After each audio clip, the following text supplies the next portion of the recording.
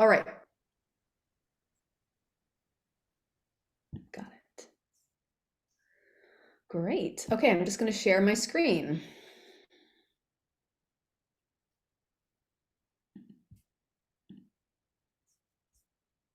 There we go. Oh, got to get rid of that. Uh,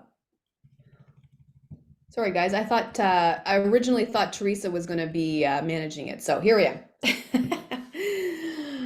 Okay. So if any of you have questions, I just want to say this ahead of time. If any of you have questions, Teresa is the one who is managing that. You can just put them in the chat. But I do have a few slides where um, I've made some time to take questions after at places where it makes sense. I don't want to wait till the very end because sometimes the relevant slides have been long past. So yeah, this is basically what Teresa just said. We're celebrating 11 years of Do It in Durham. And I'm going to talk about the leads and sales ecosystem. Yeah, I'm going to talk about why I call it an ecosystem and understanding how Meta, who has Facebook and Instagram and now Threads and Google work together in your funnel in free ways called organic and paid ways. So I am a digital ads manager. My business, I work with companies that need help setting up their funnels, and we'll talk more about what a funnel is. I think some people have a notion of a very kind of a limited idea of what a funnel is, but I help them fix their funnels, set up their funnels so that they're ready for advertising on Meta and Google. Really nice to meet you. We were chatting ahead of time about who was here from outside of Durham region. I'm just curious, is there uh, anybody here from outside of Durham region?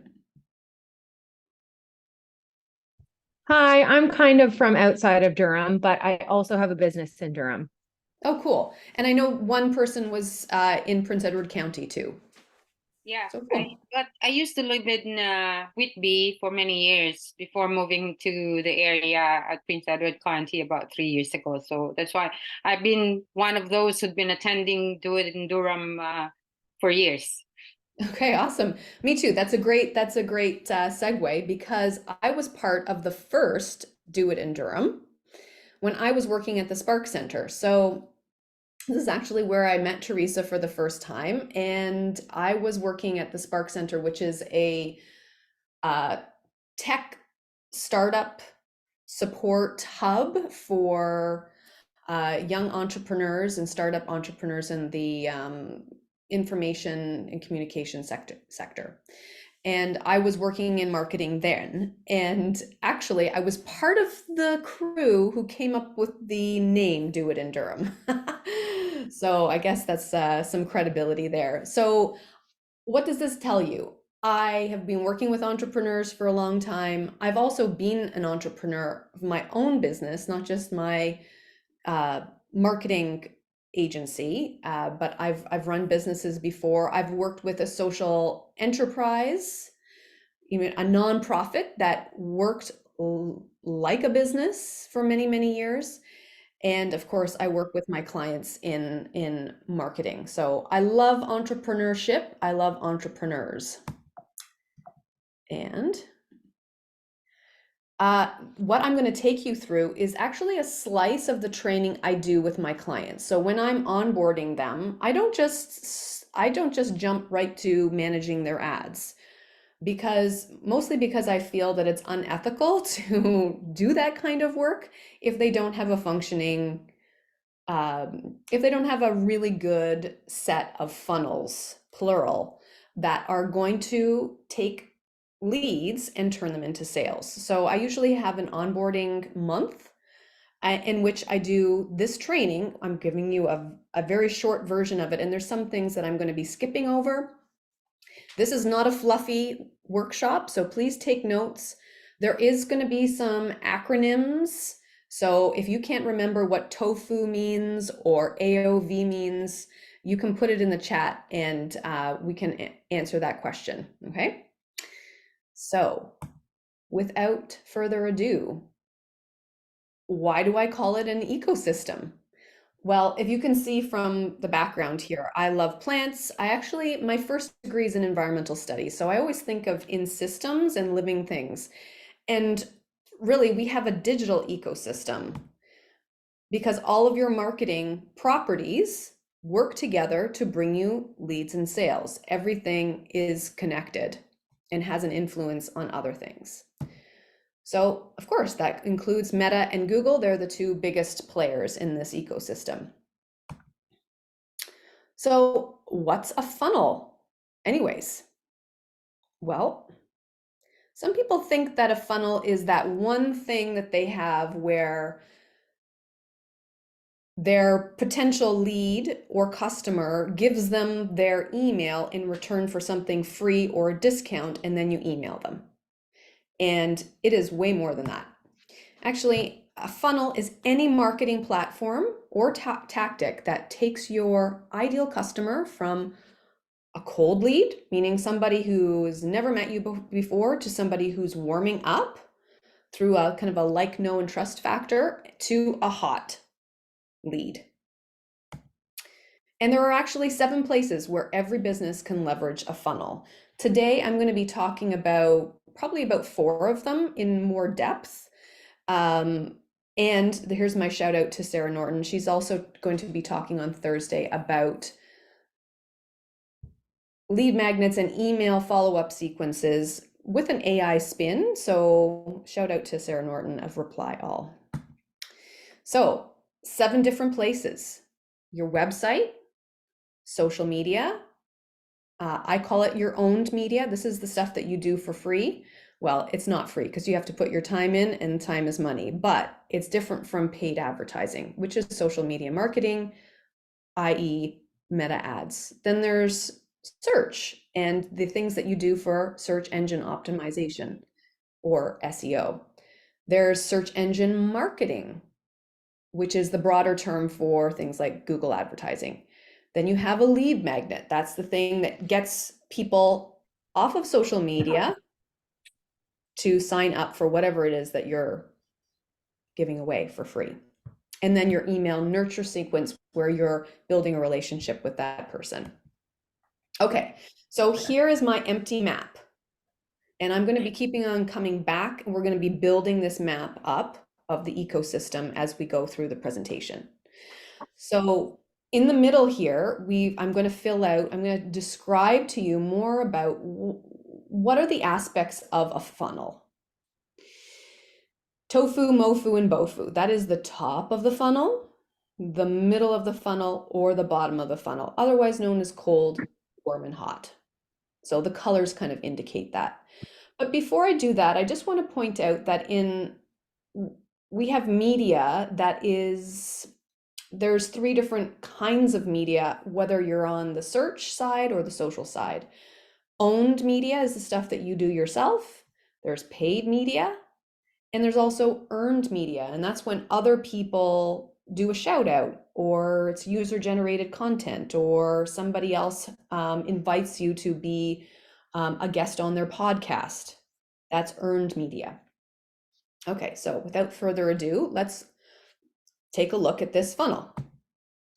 So I'm going to be talking more specifically about aspects of the funnel that are connected to your social media. I find a lot of my clients and a lot of small business owners, when I talk to them, they're completely overwhelmed with having to wear all the hats, including social media. And you got to be on social media somewhere. Maybe it's LinkedIn, maybe Facebook and Instagram are not your jam, maybe it's TikTok. But it's a place where you can meet people who have never met you before. It's social.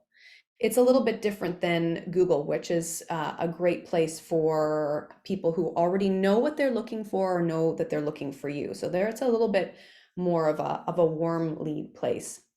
But for the top of the funnel, when you're doing social media posts, I like to coach my clients to not try to win the algorithm, because those platforms, they have influencers and they give advice for what they want you to do on their platform, which is be on it more.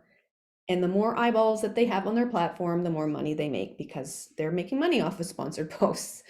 But what about you? You, not the tail wagging the dog, but you want to be the dog wagging the tail. So I teach my clients how to use social media in a way that speaks to their key performance indicators. Those are called KPIs. These are the things like, is social media working for you and the things that are important to your business?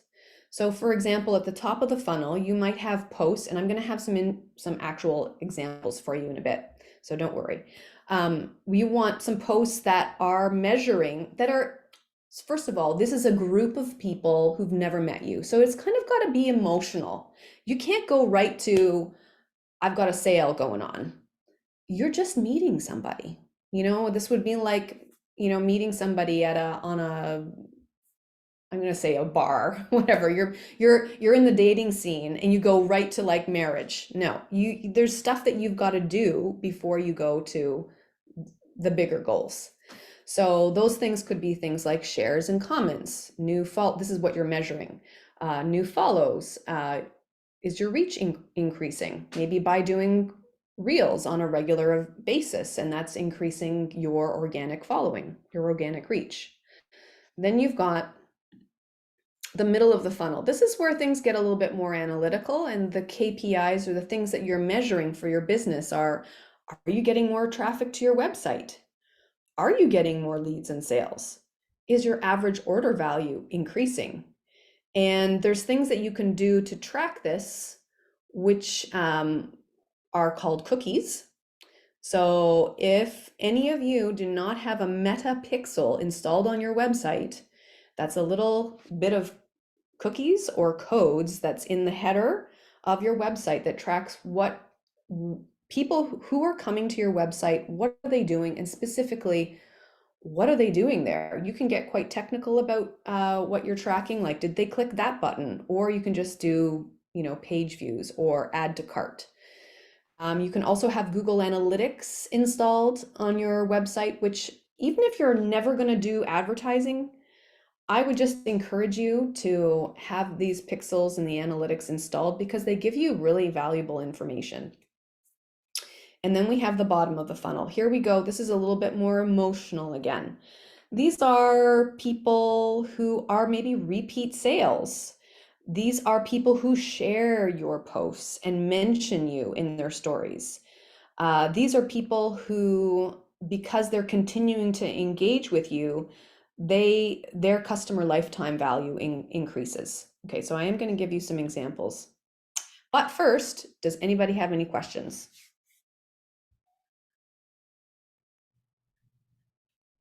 Nope. Question. Yeah. So are pixels only used in Meta? I feel like I've seen it on websites before. The cookie, the pixel that I'm talking about is specific to Meta, but Okay. they're things that track. So I'm an expert on Meta and Google, so I'm not sure about other pixels. Okay. And Yeah. that's just for like figuring out what your customers are doing, and then you can. That's right. Yeah. And some people are opting out of that. And here's a reason why you need to have both. If you're big on social media, but what was it? In 2021, the new iPhone iOS 14 updated, and it gave people an option to opt out of being tracked. And so it just meant that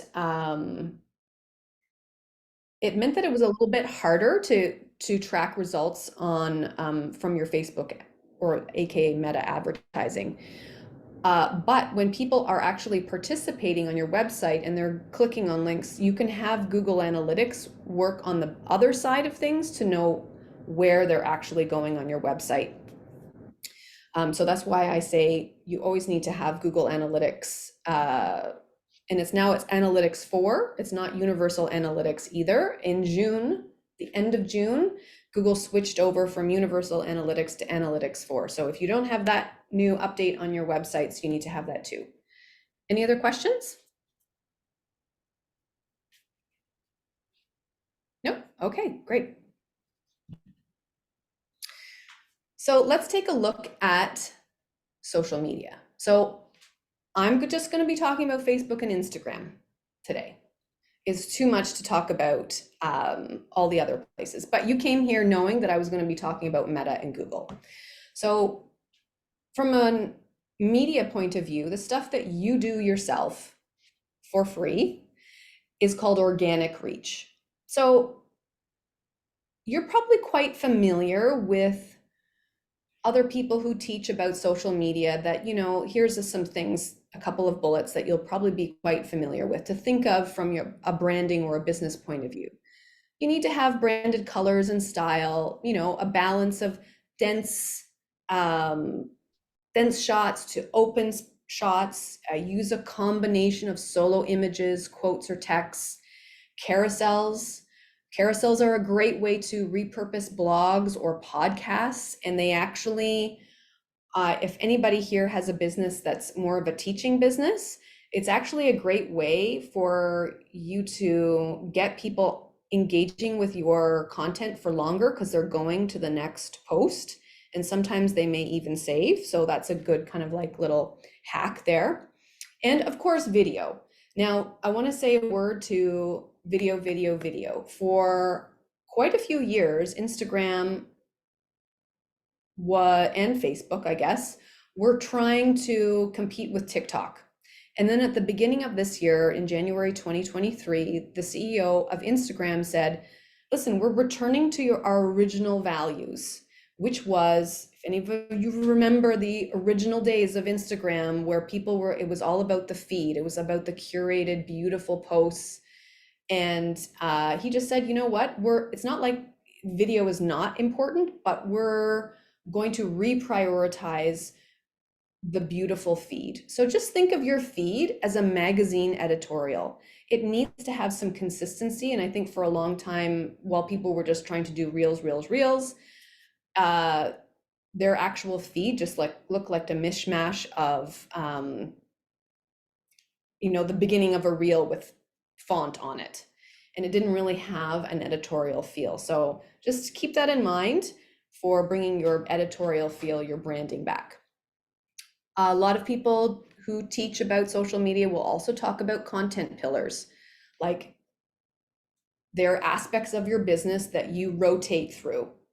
And, some of it is behind the scenes, but if you're talking about your own personal life, there's specific things that you talk about how you love pizza, and that's one of your content pillars because that's giving you your followers some insight into who you are in your personality.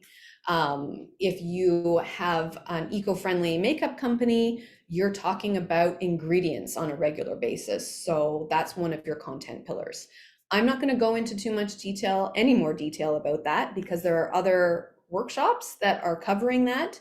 And I think they're way more familiar, more common to have teachings on those things. What I really want to talk about is how to do this tofu, mofu, and bofu in your social media. Remember, this is about you using social media for your business purposes, not the other way around. So you need to have posts that are speaking to a cold audience or at the top of your funnel. They're shareable, they're aspirational, they're qualifying, and they could be edutaining.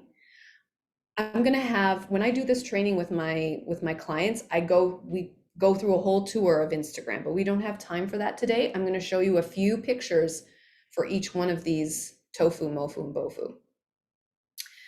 However, if you do have questions about, any of these words, you can definitely ask questions about that. Qualifying means, let's say, okay, I'm going to give you an example. I don't have a visual example of it, but there is a sustainable fashion brand called Reformation that is very sexy. And they're trying to break free of the idea that eco fashion is just like a burlap bag or like a cotton t-shirt. And so their feed is very edgy. And if it turns you off, that's a good thing because it means you're not their ideal customer. So that's what I mean by qualifying.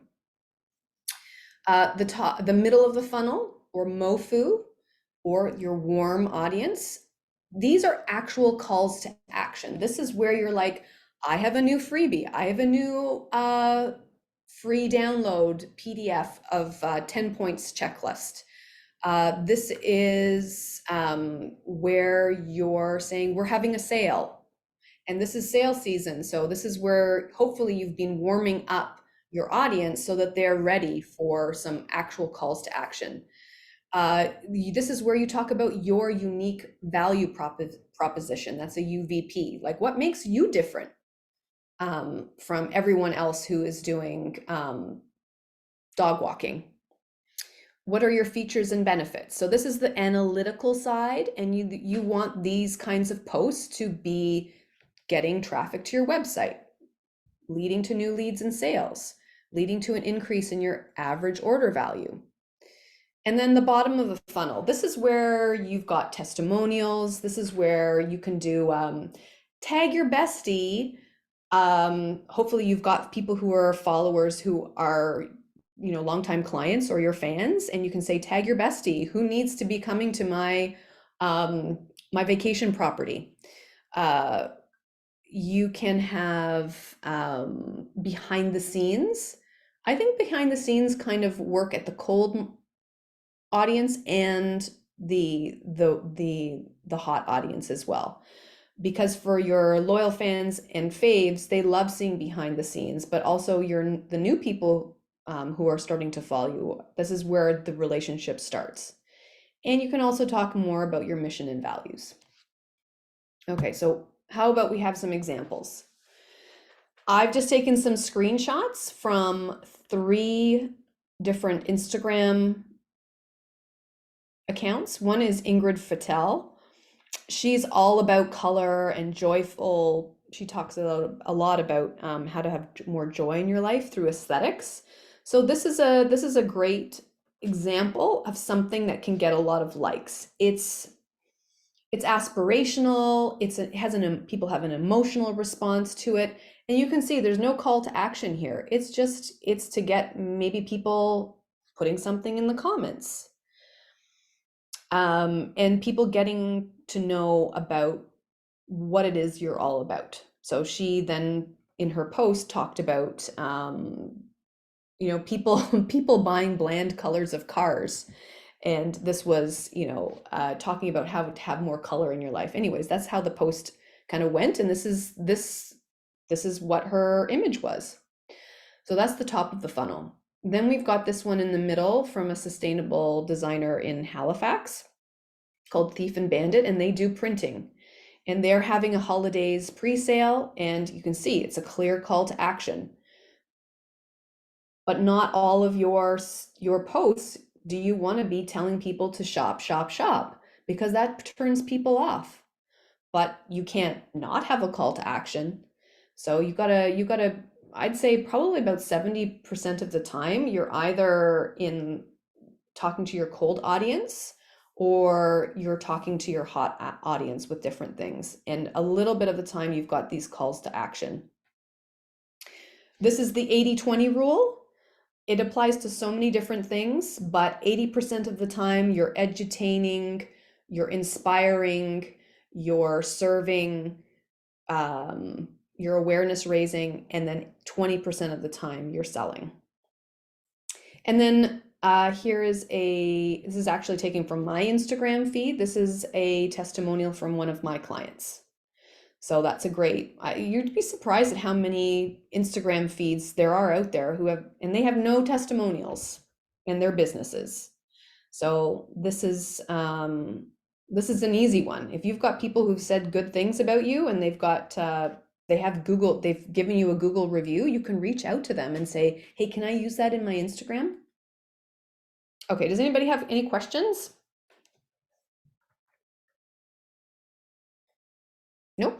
Okay.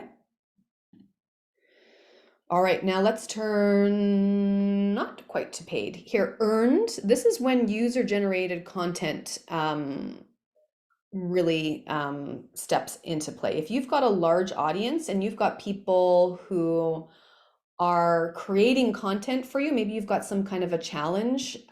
If you're a fashion brand, or oh gosh, there's all kinds of applicable. If you're a service-based business, maybe you've got some kind of a challenge going on. You can have other people tag you in their content, and then you share it to your story. So they are basically creating content for you, and that's why it's called earned.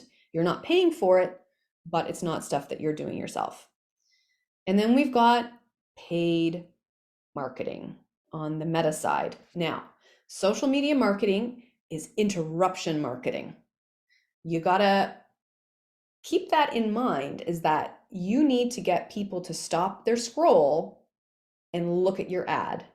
And this is one of the reasons why Meta, some people feel that Meta, and it's not unfounded, that Meta advertising can be quite expensive and it can be a waste of money. But I actually use, and I'm going to show you a little bit here, a way of testing what the headlines are that will get people to stop their scroll.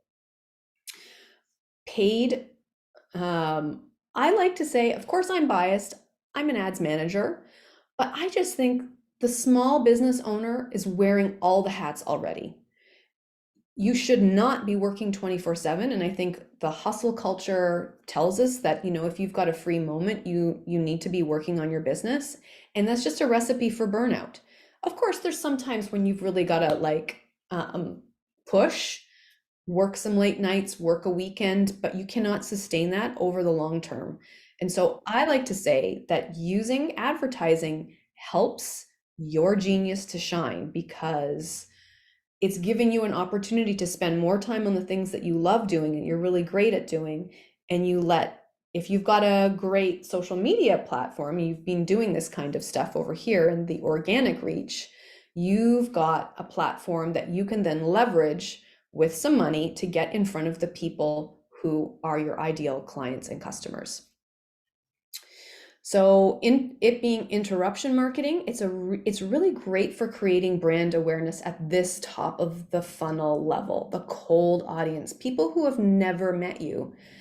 You can take a post that you've done in the organic side that did really well with comments and likes, and you can actually repurpose it. You can bring it into the back end of your Meta Ads Manager, and you can say, I want you, Meta, to show this to a 1% lookalike audience of people who have been to my website in the past 180 days.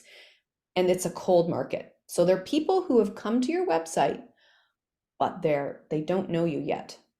There's all kinds of ways that you can find a cold audience using Meta. And this is also one of the reasons why when I'm talking about advertising, I'm not talking about TikTok, because there is no better winner for a platform that's been collecting data for a long time than Meta. They've been collecting data since 2006, and TikTok just can't.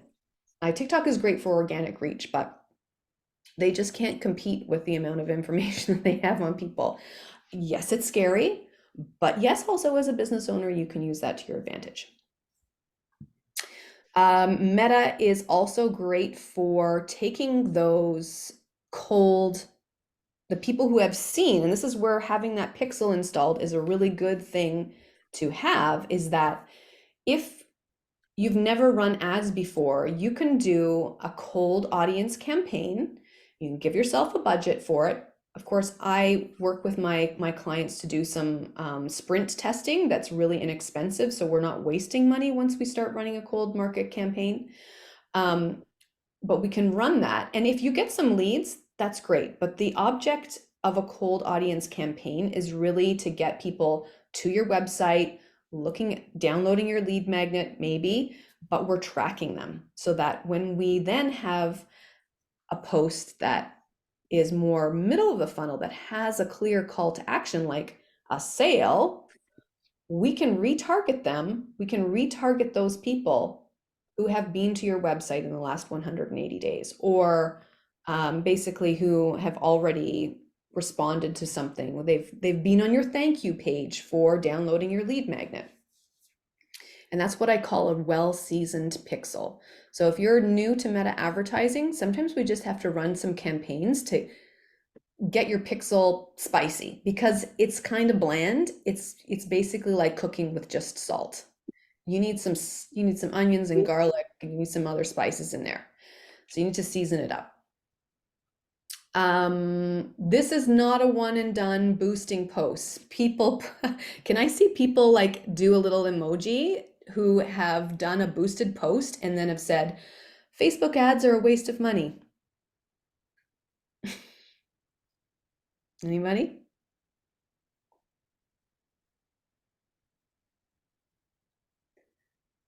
Yep, we've got a raised hand for sure. All right, so the best practice is to run a series of stacked ads and optimize for creative and audience. And that's basically some of the testing that I'm talking about. And here's a little trick. It's a hack from the organic side. If you are in stories on a regular basis and you're engaging, that's the best place to engage with people.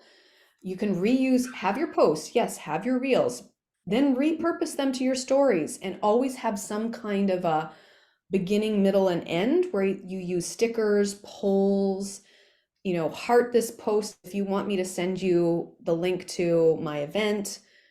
Make them engaging, and if you do, it will decrease your costs per click. That's what a CPC is.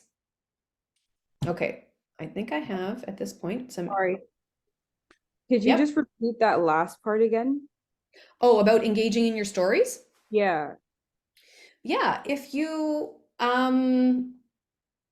let's say, now consistency, not frequency, I think is the most important thing for business owners to be on social media. So let's say you're a one-stop shop, you wear all the hats, you can only manage to do 3 posts a week, maybe 2, but you need to be in your stories 5 days a week. So sharing other things that that are inspiring, resharing your posts to stories, you repurpose your reels.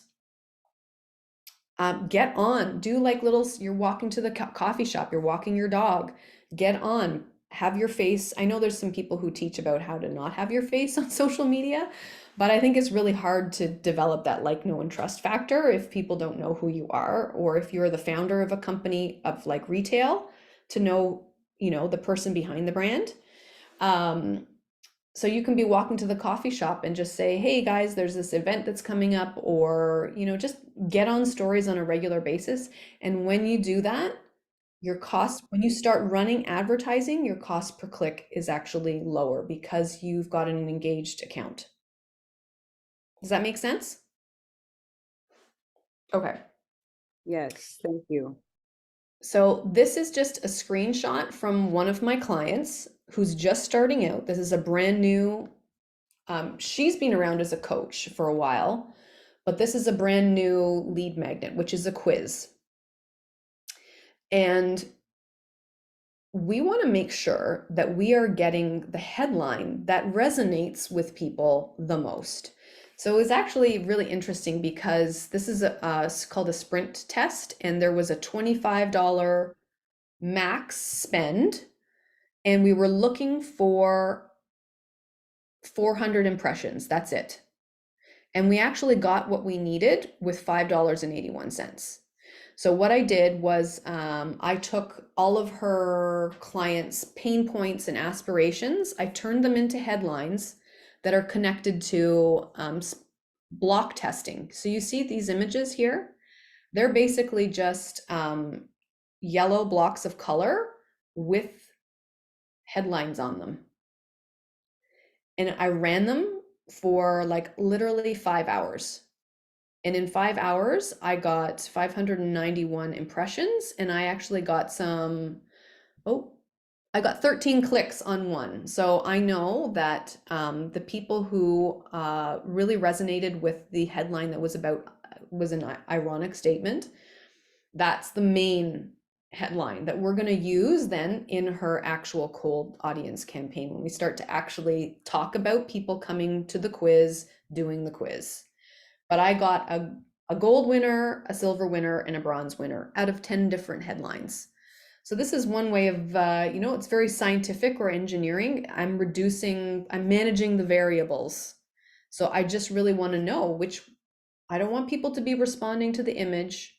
I want to stop the scroll with some bright colors.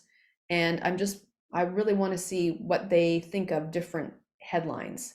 Now, here's the cool thing. You can use Meta like this to give you market research about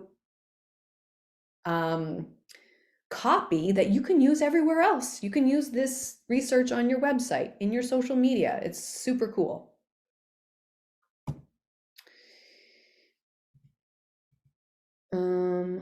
Wait a second. I thought I had another example there. Just hold on a second. Go back.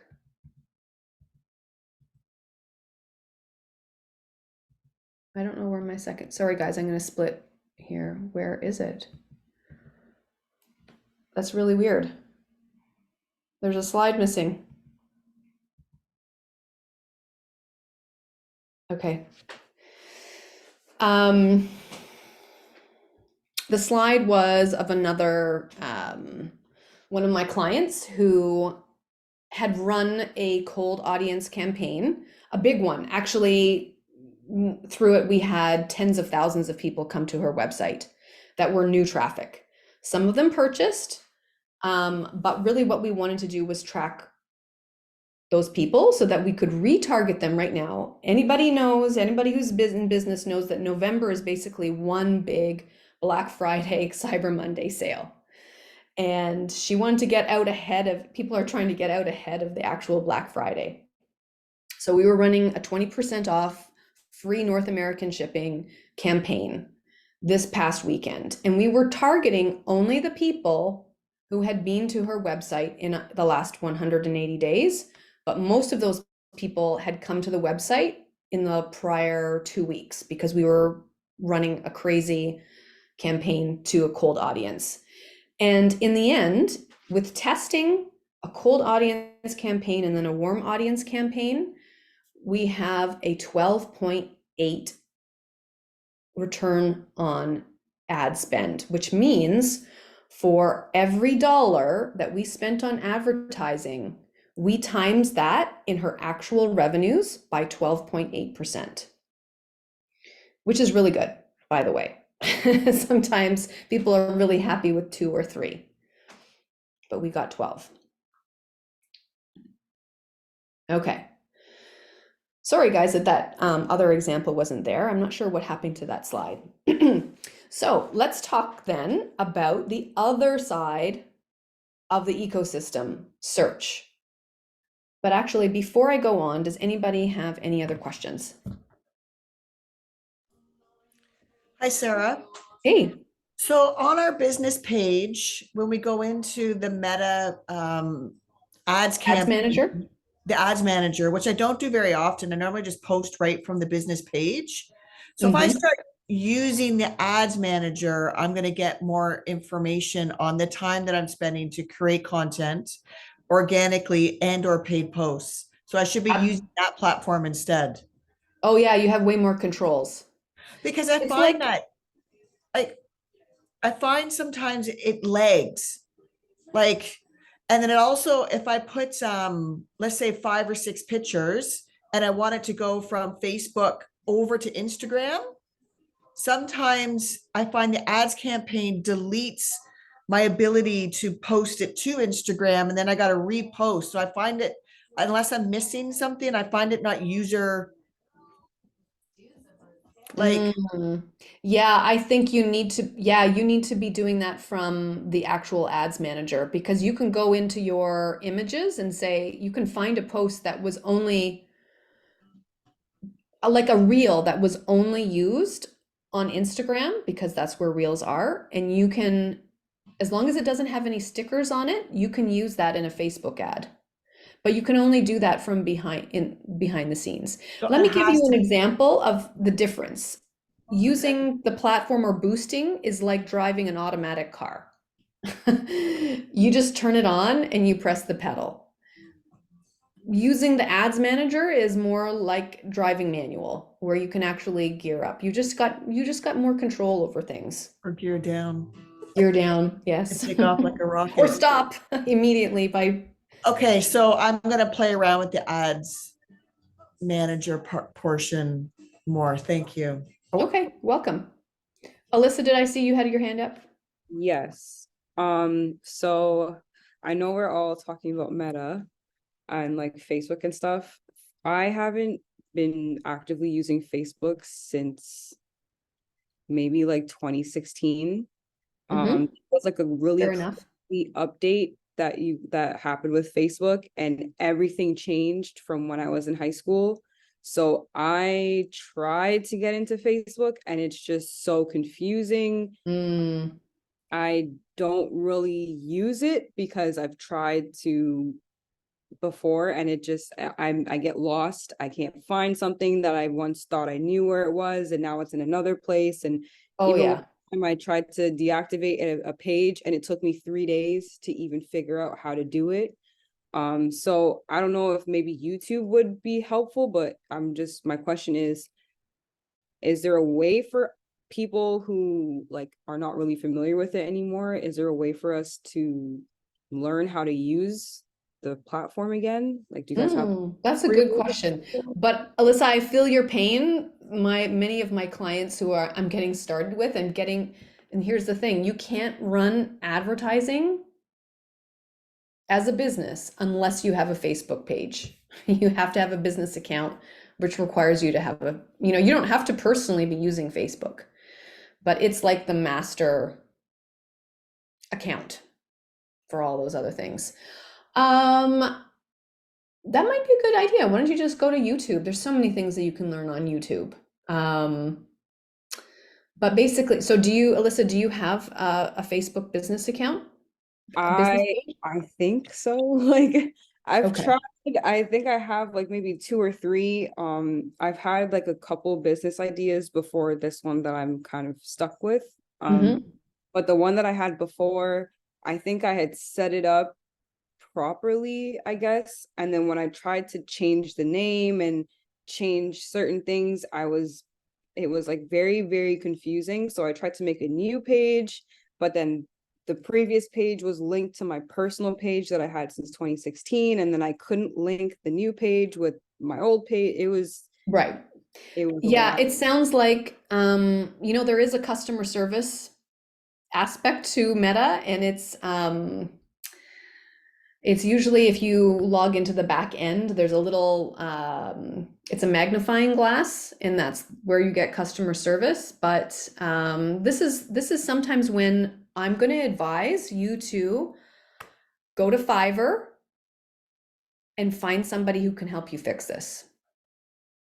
You have to be okay with somebody sharing your screen, but Fiverr is a great way to, like, if there's something technical that you need to fix that you're completely like in deep water, YouTube has been unhelpful. There's tons of people on Fiverr. Just look for great reviews. Obviously, you don't want somebody who's sketchy. Somebody who will fix what's going wrong for $30 kind of thing. Cool. Yeah. Thanks. I'll look into it. Yeah, welcome. All right, let's talk about search. So that Google is the other side of the ecosystem. Of course, there are things, I'm sure all of you have heard about SEO, search engine optimization. This is the stuff that you can do. This is your owned, using it as an owned media. This is the stuff that you can do organically or for free for your time. And basically, this is what makes your website, your lead magnet, and even now, your Instagram sticky. So I'll talk about how Instagram is connected to SEO now. So a couple of easy things you can do. You need to have a Google Biz profile. Well, if you have a physical location, you can have a Google Biz profile. The reason you have to have a physical location is because it's connected to Google Maps, but it's a great place to have at least 10 reviews. On your web pages, if you have the ability to do this, you need to add metadata. It's like in Squarespace, for example, there's a place that you can go on each, when you make a new page, there's a little section that says SEO, and then you put in a little description of what's on that page. And basically the Google machine is trolling the internet looking for keywords. And when somebody does a search, that's what triggers the results to come back up. You can have keyword phrases on your website photos. That's the alt description. Anybody here have a Shopify site? Every single one of your photos on Shopify can have an alt description. And even there are some tools that you can download to make sure that the alt descriptions on your photos, you can do them all at once. If you've got a lot of stock, for example, and a lot of photos, that's one thing that you can do, but they're searchable. The other thing is you can have keyword phrases on your Pinterest posts. This is something that not a lot of people know. They think Pinterest is social media, but it's not. It's actually a search engine. It's a very powerful one if you've got a business that lends itself to teaching things with infographics, if you blog a lot, but absolutely if you've got a very visual brand like food, makeup, pets, decor, like travel. People pin things before they purchase for sure. And also YouTube, of course, now is owned by Google, but even before YouTube was its own thing, it's a search engine. People are going to YouTube to search. It's not necessarily a search engine. So all of these things you can use for good SEO.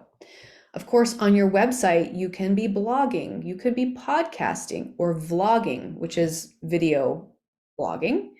And just make sure that in your captions or your descriptions of your podcast, the description of your vlog, you've got those keywords there. And then this last point is to remember SEO practices on Instagram. I'm actually going to see if I can show you what I mean here. Let's see. I'm going to escape. No. I want to go.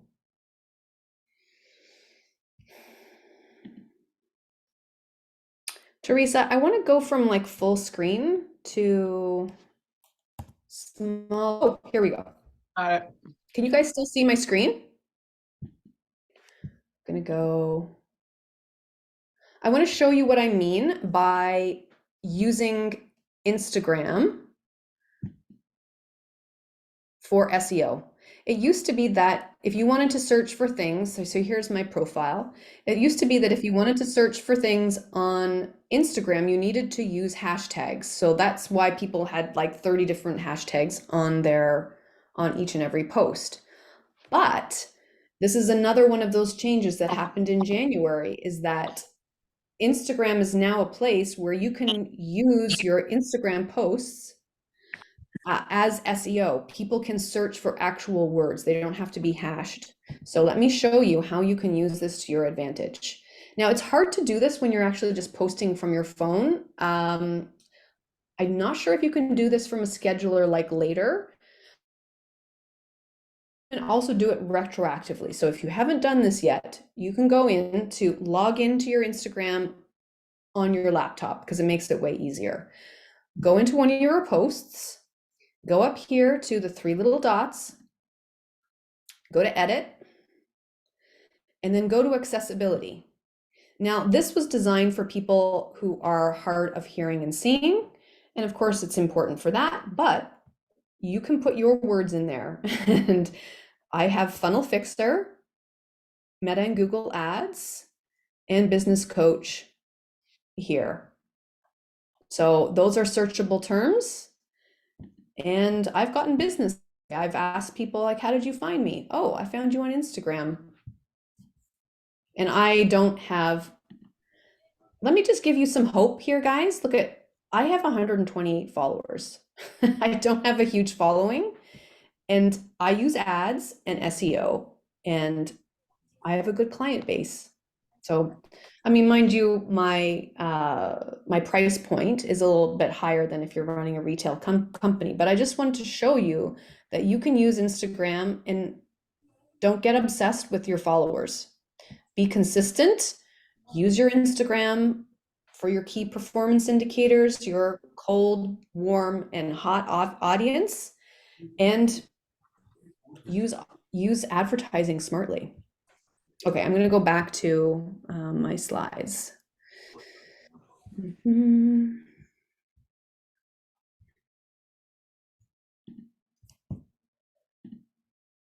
Here we go.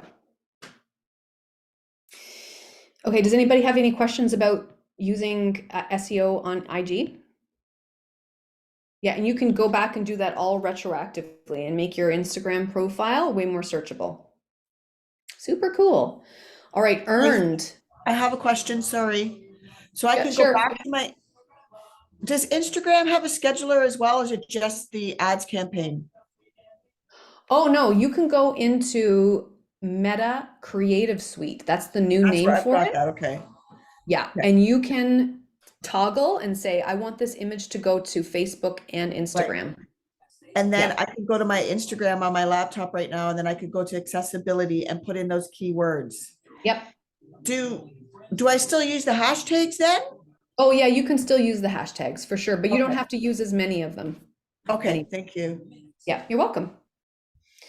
All right, earned reach using search, mentions of your business on other websites. This is where cross-linking, doing guest blogging, having other people mention you. Of course, if you're doing a guest podcast, your name will be on somebody else's website where they describe what's going on in this episode, and that all is part of earned SEO. But then what about using Google Ads? This is called search engine marketing.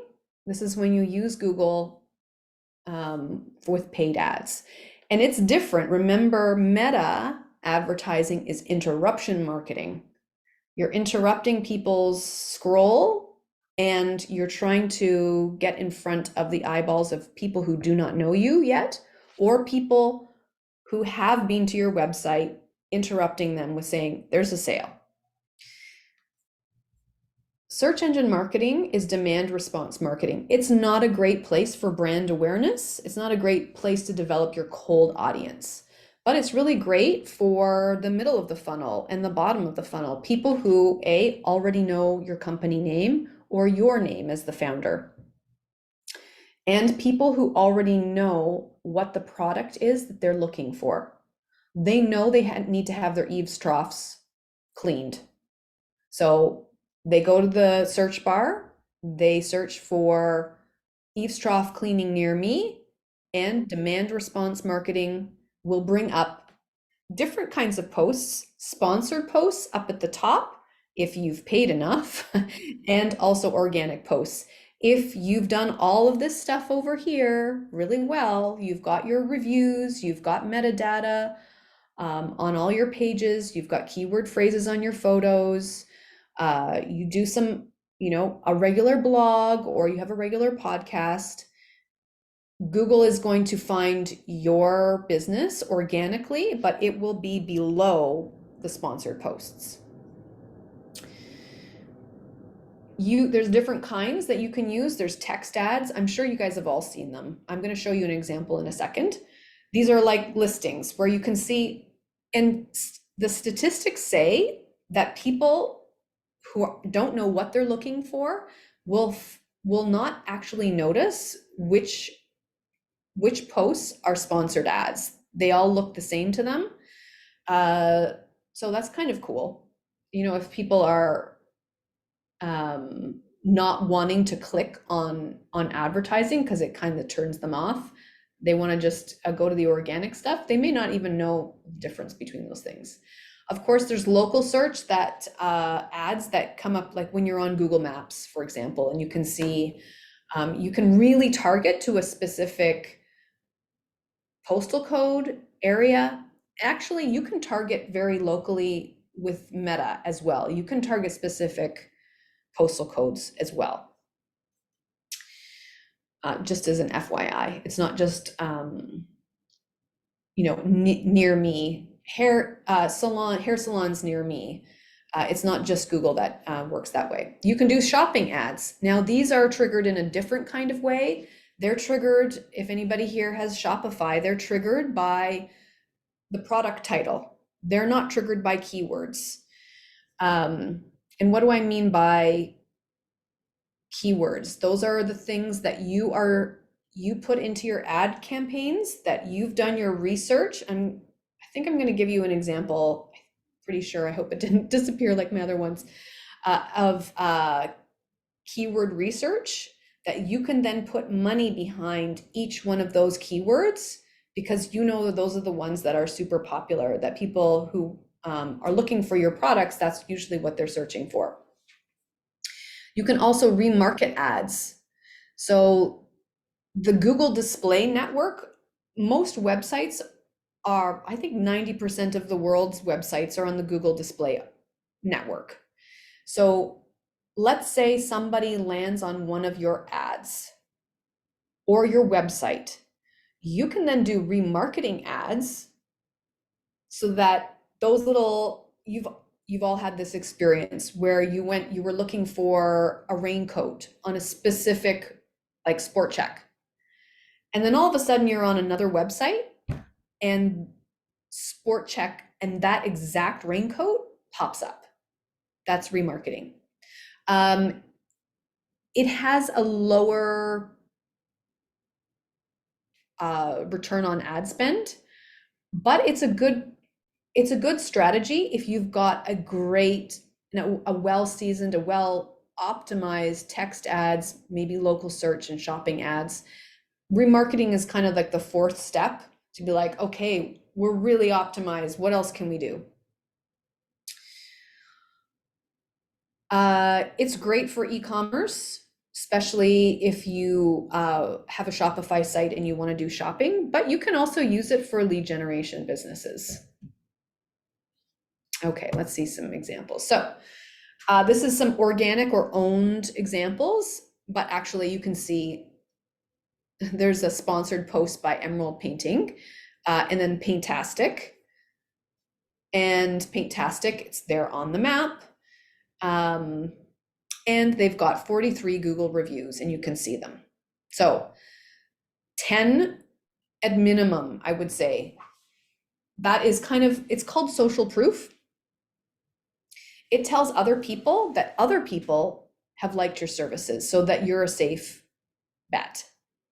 And if you don't have this, let's say you're just starting out, you need to do a friends and family campaign where people who have legitimately used your services, maybe you do some kind of a freebie, like a sample. If you're doing a service-based business, maybe you do some kind of a sample so that people can legitimately give you a review. Hi, Alyssa, I see your hand there in a second. And then afterwards, you can use these reviews with their permission to do this. Make a nice Instagram and Facebook template and put your review in there. Make sure that you tag them so they can share as well. Okay. Alyssa, you had a question. Yes. So I work from home. I make all of my stuff in my basement. So I'm just wondering, I don't have a physical location to put up reviews. But can people come and pick stuff up from your home? No, I usually would drop it off to them. Okay. Well, you can give it a try. You can you can see what Google will do for you. I think I did workshop with Teresa a while back, because I tried to set up the Google like business profile, but it kind of like banned me, kind of thing. I haven't had time since then to go back and look at it, but I'm just wondering, because that's definitely on my list of things to do, is to try to get like testimonials and reviews. I just don't know where to put it. I haven't yet found an option if Shopify has that. Oh yeah, Shopify definitely does. Okay, You because I don't want you to can have put reviews on your website for sure. okay, because I don't want to put my home address on. Right. Yeah, fair enough. Okay. Okay. Trustpilot. Okay, I'll Yeah. check that. All right, here is an example of how this is like the back end of a search ad campaign that I'm running for a client. And there's about 30 different. Now, here's the thing, I want to give you a warning. When you first sign up for a Google Ads campaign, you are going to get, if it's brand new, you're going to get a $600 credit. One is that you don't get that credit until you spend $1,200. You have to spend the 600 and Google has to make $600 off of you before they'll give you $600 back. So that's the first thing.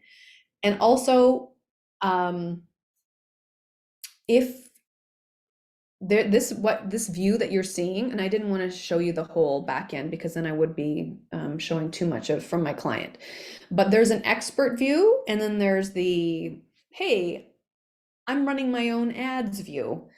There are tons of YouTube videos that will show you how to set up an expert view. And then you just have more control over what your spending is. So I set up, I'm just gonna, for anybody who knows out there, this might be over the head for some people, but I set up my ad campaigns first. Before I do any automations, I wanna know, like before I set this up with the Google AI, I wanna know that as a human, I've found the best keywords to put money behind so that I know that if I'm running an automation, that it's already really well optimized and it's, it's just running well. So I can put bids behind keyword phrases that are exact phrases and more broad phrases. So this is like women's high-waisted pants was very popular. I can now start to up that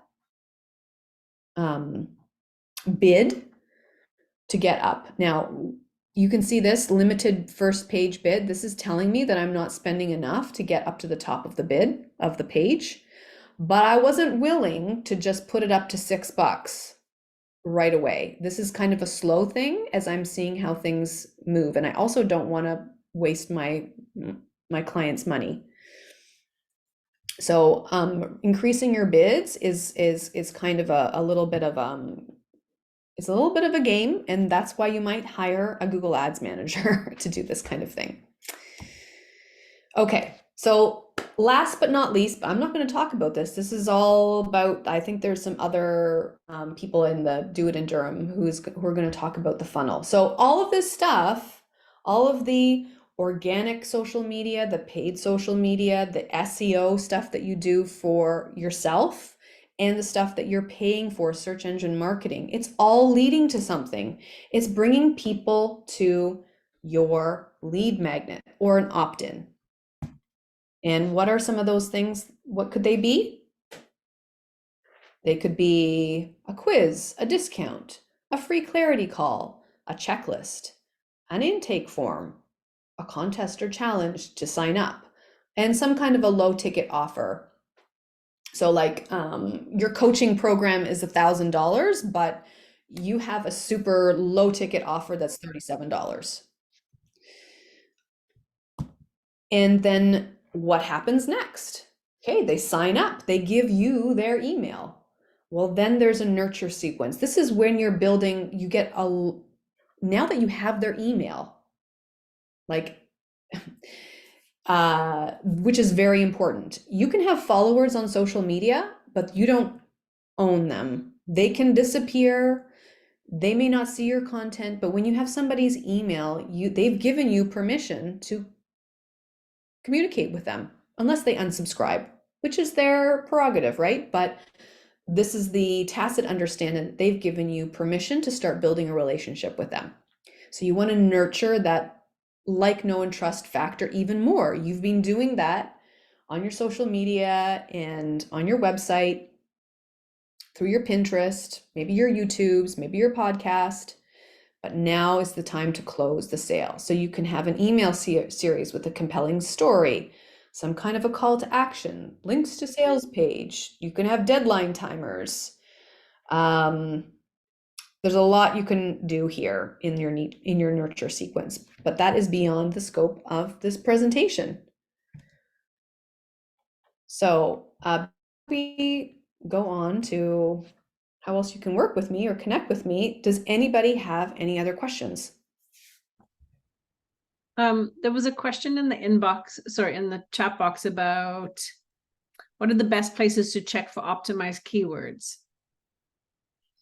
Oh, optimize keywords. You can see, okay, I'm going to show you something here. If you go into the back end of, maybe I can show you. Just hold on a second. I'm going to get out of presentation mode. I'm going to go into, just hold on a second. Let's see if I can log into my own account. Oopsies, switch account. Okay. I should have opened this up later. But guys, basically, if you go into, if you open up your Google Ads account, even if you're not going to be running ads, you can go into tools and settings, and you can go into their keyword search tool.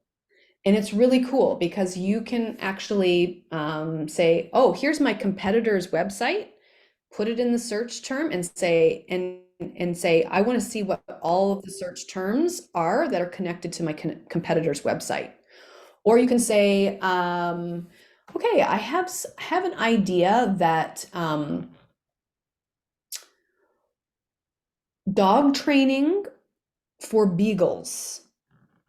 How many people are searching for dog training for beagles? It's very specific.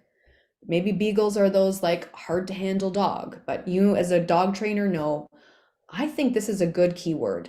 And so you can put that into the keyword research tool, and you can see how many hits that keyword phrase has gotten in the last 30 days, or you can expand over the last year. So, and there's other keyword tools out there. There's companies that you can pay for access. I know there's one that you can use if you've got an Etsy shop. Oh gosh, the name of the tool escapes me at the moment, but there's lots of places that you can go for keyword research. And that's actually what I do before I run a campaign for a client, is we do deep keyword research on phrases, specific words before we run a campaign. Does that help? I also put in SEMrush and keywords anywhere. And then I know the Etsy one is something like either orange or red, orange or marmalade. Marmalade. Yeah. Yeah, sorry, I just couldn't didn't have them up on in my tabs. Yeah. But yeah, there's lots of places you can go for keyword research. Yeah. Moz, M-O-S, M-O-Z. Another one. Yeah. Sarah, thank you. This has been fantastic. Lots of detail. I think Yeah. very helpful, like in terms of the content that we need to like move, do different things with our advertising. And everybody, I am going to share the presentation with you as well. And then the recording will be on YouTube as well. Great. Yeah, so like I said, this is a training that I do with my clients. And then for each one of these properties, we'll then do work together. And sometimes they'll have areas that need more work. Like suppose we need to completely develop a lead magnet and an email sequence before we can do advertising. We sometimes work on that. Sometimes it's just like little tweaks because they've got all the different things in place, but there's some things that they can do to improve. So sometimes it's longer, sometimes it's shorter. But there's a couple of different ways that you could connect with me. Obviously, on Instagram. I've got my profiles in a bit, but I do a free marketing review. If you're thinking you would like to possibly hire an ads manager, for people who are thinking that, you know, they want to find out if they're ready for it, I have my lead magnet is a free marketing review where I will do a series of 3 Loom videos, which are me doing screen recordings where I'm taking a deep dive look at just what I can see on your website, looking how it's optimized, looking to see if it's got the pixels and the, you know, the analytics, looking at the who, what, why, where, when kinds of things. And then I look at your social media and I give you constructive criticism. And then I look at how you turn up on search. And so I give those to you, and they're yours, no strings attached. They're basically give you a roadmap or a lot of like, you know, low-lying fruit to just make some improvements on. And of course, anything that you do to optimize in those areas will help you when you start running ads. The other thing is something new. If you are interested in working on any of those funnel areas, I have just launched a Funnel Fix group coaching program, which is way cheaper than working one-on-one with me or hiring an ads manager. So if I can give you this link. Whoops.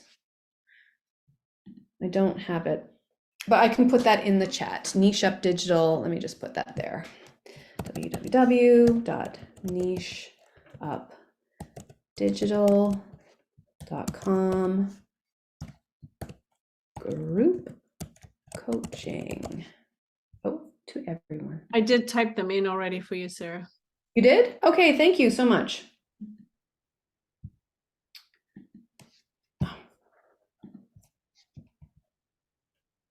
There we go.